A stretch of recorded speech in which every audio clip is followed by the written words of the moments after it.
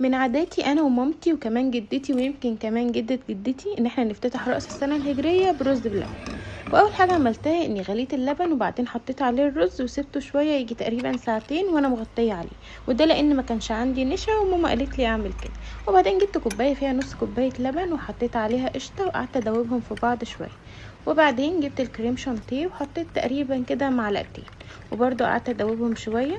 وبعدين حطيته في جنب وبعدين حطيت السكر وبعدين جبت بقى القشطة باللبن بالحاجات اللي انا دوبتها مع بعض دي وقعدت اعمل لهم ميكس كده شوية مع بعض.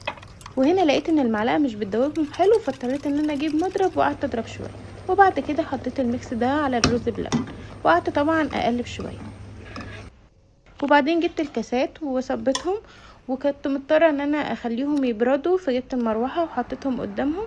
وبعدين قمت اعمل حاجة تانية، طبعا كان عندي نص بطيخة فقلت استعرض مهاراتي في تقطيع البطيخ، وطبعا دي اول مرة ان انا اقطع بطيخة وهتلاحظوا تقريبا كمان من التقطيع. المهم قطعت البطيخ وبعدين حطيته في العلبة. طبعا العلبة دي الغطا مرضاش يقفل فجبت كيس وغطيته بيها وبعدين حطيته في التلاجة. انا في الوقت ده كان لسه الرز بلبن ما بردش فحطيت المواعين في غسالة الاطباق وبعدين الحمد لله كان الرز بلبن برد فغطيته باكياس علشان لما احطه في التلاجة ما ينشفش. وبعد كده كانت الحمد لله برضو الغسالة خلصت ففتحت الغسالة ودخلت نمت. وبس كده، تصبحوا على خير.